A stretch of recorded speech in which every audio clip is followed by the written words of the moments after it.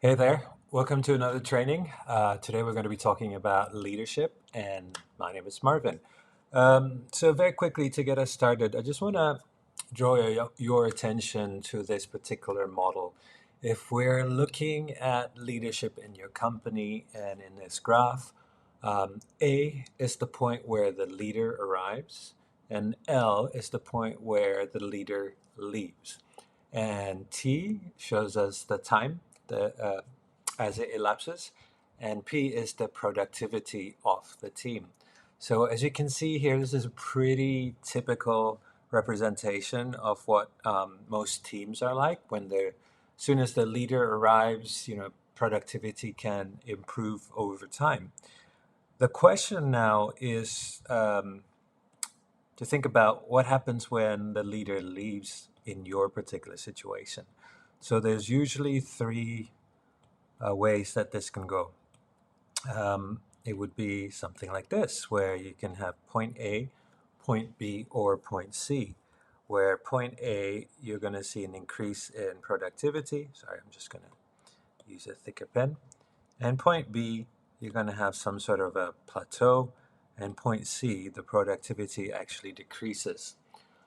I'd love for you to type down in the comments if you're watching it on our community. Just put it in the comment section. If you're watching on social media, just whack it in the captions. So I'd love to hear from you. Are you an A, B, or C?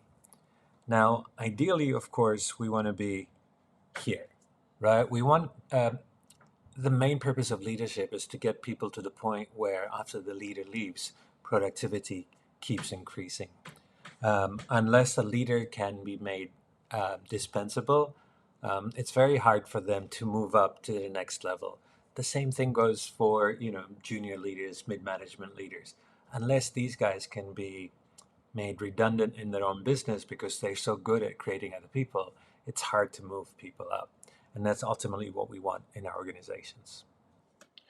When we're looking at improving leadership in our company or instilling this leadership rhythm within our key executive team, there are five key principles that I'd like to share with you that I believe leadership teams need to think about and then implement in their businesses.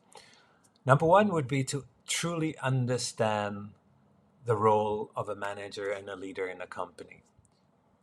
When we're looking at the role of the leadership team in the company, this would be, let's say, the average sort of company structure where you have someone at the top and a few uh, heads of department, directors, senior managers, whatever you're going to call it.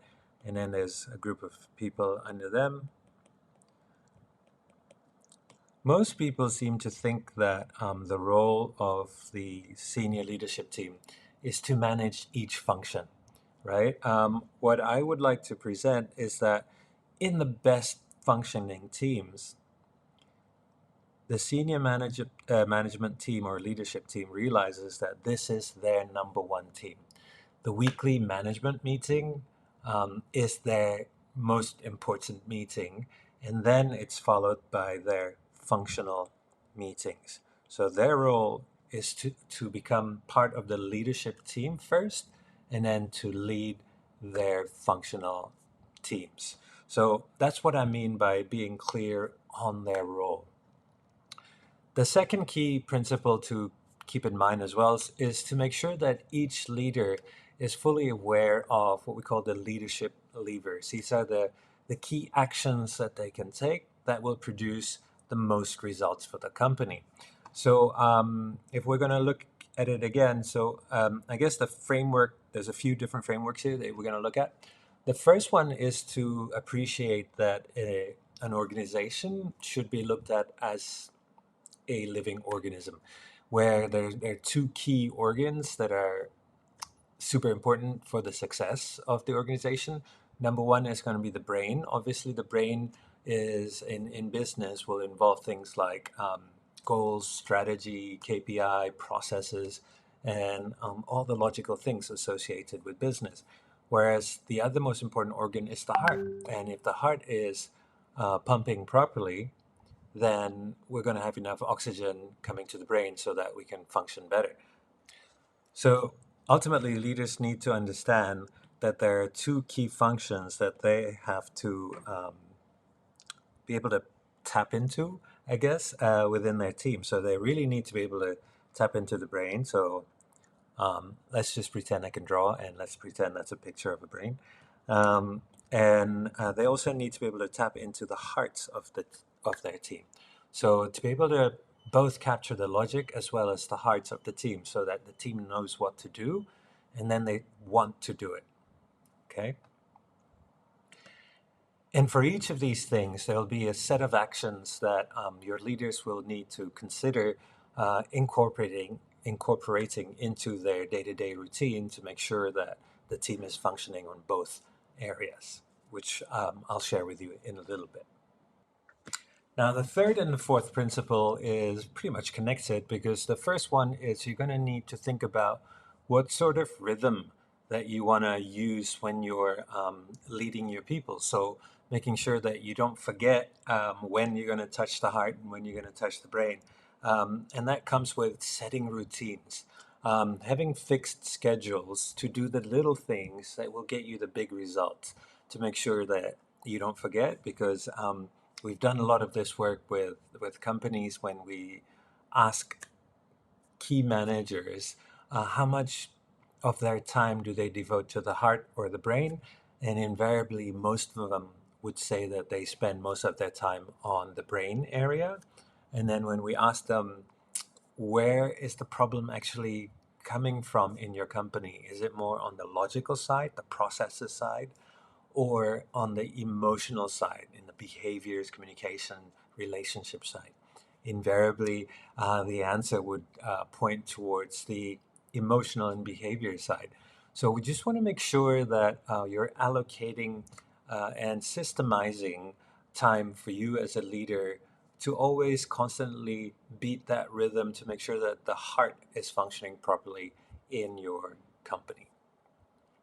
And finally, the fifth principle that I want you to keep in mind is that we're going to need to continuously execute the plans and the routines that we've set, which is our leadership system. And we're going to need to also book in a time to review what's working, what's not working, what can be improved for next time. Highly recommend at least twice a year to have a look at what's working and what's not working and what needs to be improved, so that you can create a more effective leadership rhythm for your company. I don't believe there's a cookie cutter approach, or a stock approach that this is what you're supposed to do as a leader. But there are certain levers, there are certain actions that leaders could do. And I'm a strong believer in having leaders truly being authentic, being themselves. So you're going to pick actions that represent who you are, but making sure that that heart is beating nicely in your team. And we're going to go into a couple of models that will illustrate some of these points for you. And I'll share with you the tools that we have that normally we take our clients through to make sure that they're implementing it in their weekly routines. So let's take a look at the models now. The first one I'm going to show you is basically the leadership rhythm model itself.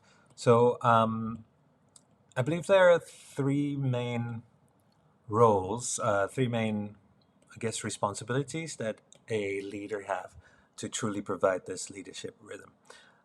Number one is to be able to provide context for their team. This is providing a why, right?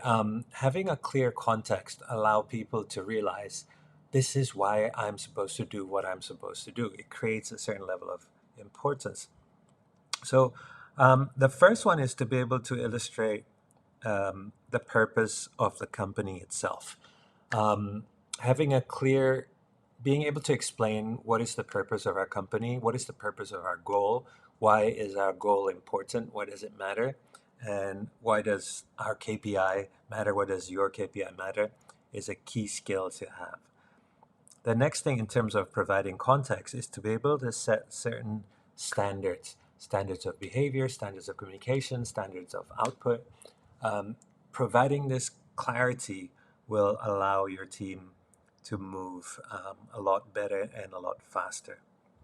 And Finally, I just put it WIIFM, which is basically what's in it for me. That's basically being able to, relate the personal goals of the team member to the goals of the company. So, what's in it for the team member to be able to help the company achieve the company goals? Making sure that the leader truly understands what's important for each team member so that we can create some relevance for them. So, that's context. The next role that leaders should um, the next thing that leaders should be able to provide for their team would be clarity, right? And clarity can be through three different areas. So, number one is by providing functional clarity. If an employee knows exactly what they're supposed to do, how they're supposed to do it, what is expected from them, what a good job looks like in all the different areas of their role, it will allow them to move that much faster. Being able to provide the development required so that they become masters of their functions also would help them move that much faster and more enthusiastically. The next level of clarity that we want to provide is career clarity.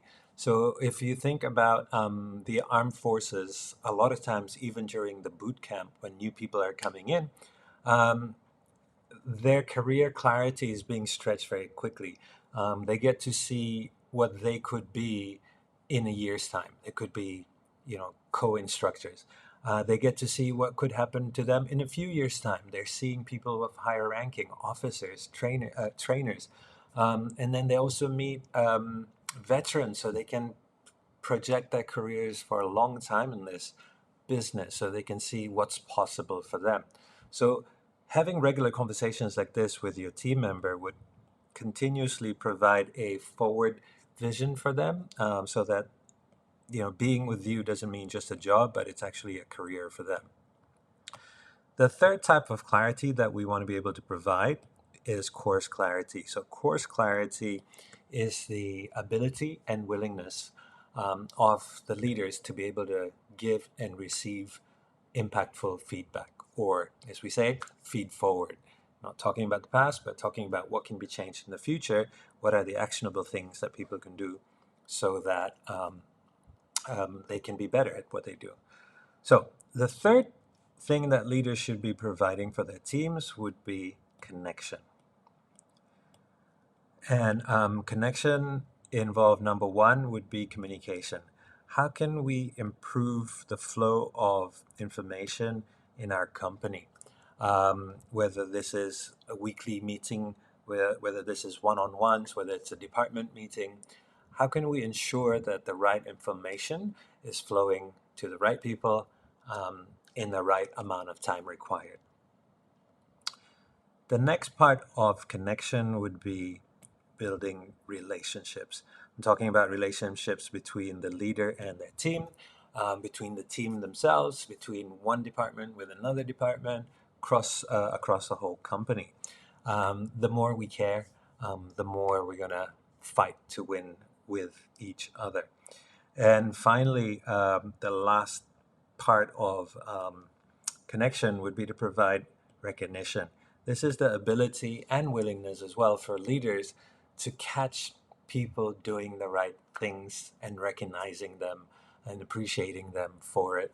Um, Unfortunately, as we go through life, we've started to think of being significant or important, but is by our ability of catching people when they're doing the wrong things and trying to fix it. Whereas, we get more of what we put energy towards in life. So the more energy we put towards catching people doing the right things, the more you're going to get of that in your life, in your jobs, in your businesses. So that's the sort of leadership levers. These are the key actions that leaders need to be thinking about when you're planning your week, when you're creating your routine. Unfortunately, I don't have as much time to be able to step you through all our tools, but in the workbook, you'll be able to find some of the tools that we use to guide our clients through creating um, sort of a brainstorm of activities that they can do to provide clarity, context, and connection for their teams, and also a tool to pick the favorite ones and then map it out for their weekly routines. So hopefully you've enjoyed the learning, and more so, hopefully I'll hear from you how much you've enjoyed applying what you've learned. All right. So if you're watching this in our community, please type below what are the key learnings that you got. If you're watching this in our social media, I'd love for you to type in the comments what is the key learning that you got so far. All right. Take care, everybody. See you next time.